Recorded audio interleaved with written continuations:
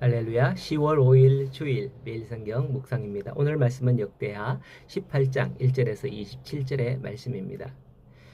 저는 개인적으로 남유다 왕 중에서 마음에 드는 왕이 있다라고 한다면 히스기야 왕이나 여호사밧 왕이 5손가락 안에 들어가겠다라고 생각이 되어집니다. 어제 봤듯이 여호사밧의 개혁은 당시로서는 누구도 생각하지 못했고 한 적도 없는 순회 교사들을 나라 곳곳에 보내는 것이었으며, 나라 곳곳에 견고한 국고성 같은 것을 쌓아서 나라를 잘 방비하기도 했었습니다. 이러한 여호사밧의 소문은 대체로 그들과 적대시했던 북이스라엘에도 알려진 듯합니다. 당시 북이스라엘의 왕이 아합이었는데, 아합은 북이스라엘을 다스리던 왕들 중에서 악한 왕이다 이렇게 꼽으라 하면 세 손가락 안에 들어가는 그런 왕이에요. 그런 왕이 남유다의 여호사밧과 혼인으로 인척관계를 맺어 동맹을 맺고자 할 정도로 그렇게 소문이 퍼졌다라는 거죠. 오늘 본문의 내용은 그때 여호사밧이 북이스라엘을 방문했는데 마침 아합이 우리가 함께 길르앗 라못을 치러 가자라는 제안을 합니다.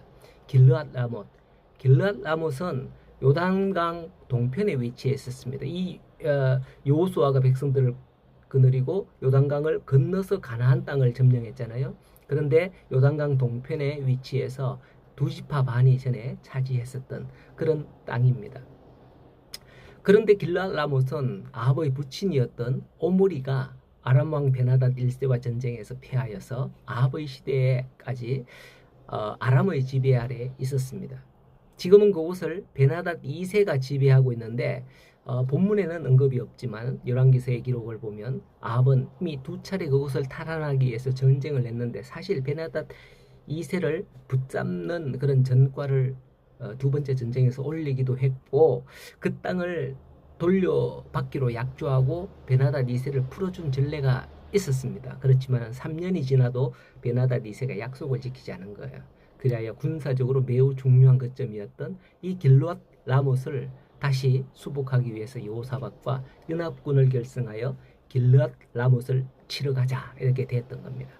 이때 여호사밧이 결혼 동맹 관계에 있었기 때문에 참여하는 것도 맞지만, 길르앗 라못은 남유다에게 있어서도 참으로 중요한 아람 군대, 저쪽 아수르나 그쪽 지역 있잖아요. 아직 아수르는 없지만은 아직도 뭐 그쪽이 없지만 하여튼 이 요단강 건너서는 이스라엘인데, 이쪽으로 올라가면 지금 현재로는 아람이 있기 때문에 이 아람 군대로부터 위협이 되는 지역, 길르앗 라못이 방비할 수 있는 그런 지역이 있기 때문에, 아주 중요한 지역이기 때문에 이제 이스라엘 왕과 치러 가기를 약속합니다. 이러한 사정에 의해서 길르앗 라못을 치지만은 여호사밧의 행동은 이스라엘 왕과는 달리 신중하였습니다. 그는 아합에게 선지자들을 모아서 하나님의 뜻을 먼저 우리가 구하자라고 했던 겁니다. 그런데 북이스라엘의 선지자 400명이 한 목소리로 이스라엘이 승리를 합니다 하는 그런 예언을 하는 거예요. 마치 입을 맞춘 것처럼 일치된 예언을 들은 여호사밧은 영적인 느낌이 안 좋았는가 봐요. 북한의 김정은이가 뭔가를 물을 때 북한 인민들이 동일하게 입을 맞춰서 막 이렇게 하잖아요. 그런 거죠. 그래서 6절에 여호사밧이 이르되 이 외에 우리가 물을 만한 여호와의 선지자가 여기 있지 아니하나이까라고 하죠. 신앙적으로 견고한 여호사밧은 영적인 분별력이 뛰어났기 때문에 거짓 선지자들의 예언이었던 것을 아는 겁니다. 그래서 여호와의 선지자 한 사람을 찾는데 그가 바로 미가야를 찾았죠. 7절에 아합은 이물라의 아들 미가야 한 사람이 있으니 그는 내게 대하여 좋은 일로 예언하지 아니하고 항상 나쁜 예언만 한다 하죠. 당연하지. 맨날 아합은 악행을 저지르니 하나님께서 심판할 거다 뭐 이렇게 자기한테는 나쁜 거지만은 그렇죠. 어쨌든 미가야의 예언은 하나님의 예언이었지만 아합이 악한 자였기에 하나님의 참 선지자 미가야의 예언을 싫어했다는 거죠. 그렇습니다. 우리가 누구를 좋아하고 누구를 싫어하느냐를 보면 참되고 거짓된 신앙, 악인과 선인을 구분할 수 있습니다.